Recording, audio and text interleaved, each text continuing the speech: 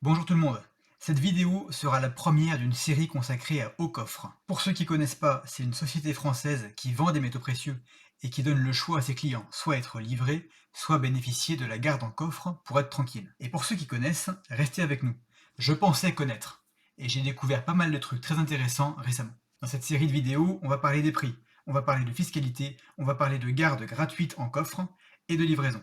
On va aussi parler du choix de la pièce d'or idéale et aussi, on va essayer de vendre de l'or nettement plus cher que dans une boutique normale. Le tout sans payer un centime d'impôt. Évidemment, ça fait beaucoup à couvrir. Aujourd'hui, on va examiner une question, la plus importante, je pense, pour commencer. Cette question, elle m'a souvent été posée dans les commentaires ou sur le Discord. Pourquoi aller chez Aucoffre si c'est plus cher qu'ailleurs? Excellente question. On va d'abord regarder dans quelle mesure c'est vrai, et ensuite, on va creuser plus profond. Cette vidéo n'est pas sponsorisée par Aucoffre, mais le lien dans la description est un lien d'affiliation. Il vous donne droit à 3 mois de garde gratuit si vous l'utilisez pour créer votre compte, et vous soutenez la chaîne, donc si je vous apprends quelque chose aujourd'hui, pensez-y. Allez go!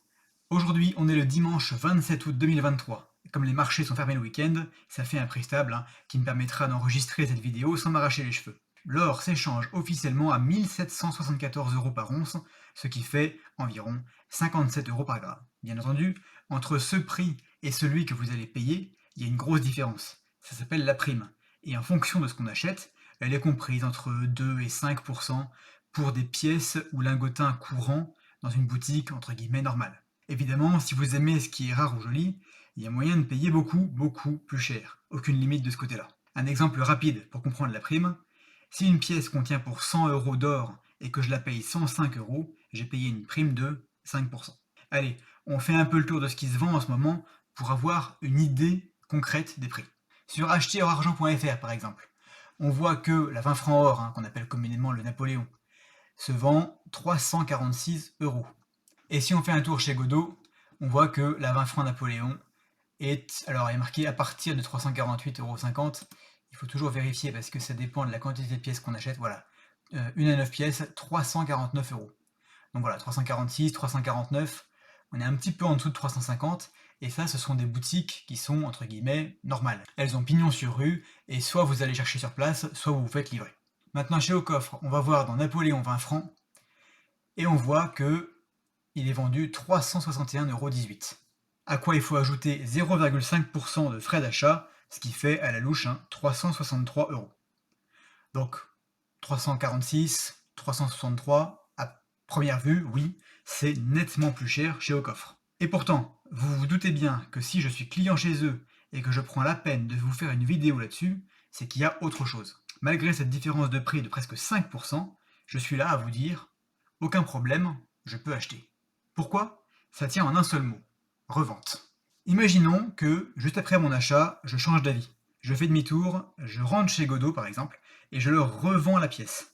Ils me la reprendront à peu près le cours de l'or, moins 5% de commission. 5,80 grammes d'or pur là-dedans, 57 euros le gramme, ça fait 330 euros, donc un prix de rachat de 314 euros à la louche. Donc sur un cycle d'achat-revente, j'ai perdu 35 euros. Maintenant, on va refaire le calcul chez Aucoffre. J'ai dépensé 363 euros, donc plutôt cher. Mais à la revente, si je mets en vente à 361 euros tout rond par exemple, mon offre, elle va apparaître ici, là, juste au-dessus de la précommande au coffre. Donc ma pièce sera la moins chère en vente, et donc, probablement, la première vendue. Ça fera une vente rapide et sans me déplacer, et à un prix beaucoup plus élevé qu'en boutique, 361 euros contre 314. Alors certes, il faut déduire 3,5% de frais de vente, mais ça fait quand même 348 euros. Je n'ai perdu, entre guillemets, que 15 euros, et pas 35. Alors je sais, un cycle achat-revente aussi rapide, c'est ridicule. Mais je voulais illustrer le point important. Chez Aucoffre, on achète plus cher, c'est vrai, mais on revend beaucoup plus cher. Et au final, on est gagnant. Typiquement en boutique, vous allez payer 5% de frais à l'achat et à la revente, donc 10% au total. Chez Aucoffre, c'est 0,5 plus 3,5, donc ça fait 4% seulement. Pour ceux parmi vous qui douteraient encore, je vais vous faire une démonstration. Alors, pas sur un Napoléon, parce que j'en ai pas, le test il se fera sur une pièce en argent, mais le mécanisme est exactement le même. Je vais vendre une pièce devant vous, ce sera une Vera Silver, une pièce d'1 once en argent.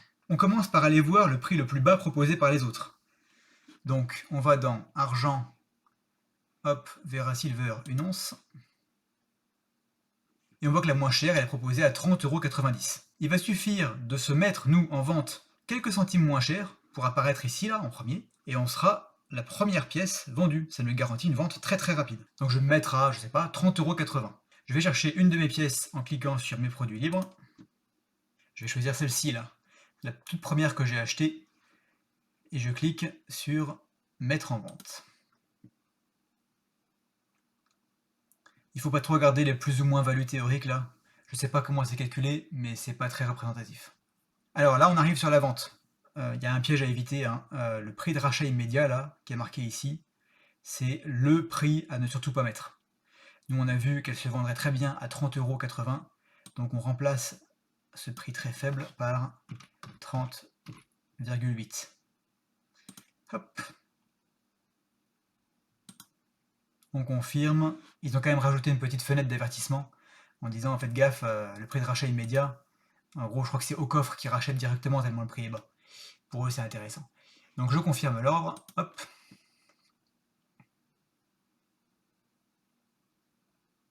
Et voilà, il n'y a plus qu'à attendre. Je reviendrai demain pour voir si la pièce est vendue. Et voilà, on est le lendemain matin, il est 10 h, j'ai très bien dormi. Et je vais voir sur mon tableau de bord au coffre si l'ordre de vente que j'ai passé hier a été exécuté. Je vais dans mes ordres de vente.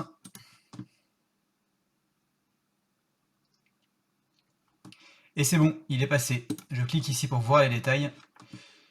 On voit qu'il a été exécuté ce matin, très tôt, le 28 août, à 5h14 du matin. J'avais mis en vente pour 30,80 € ici.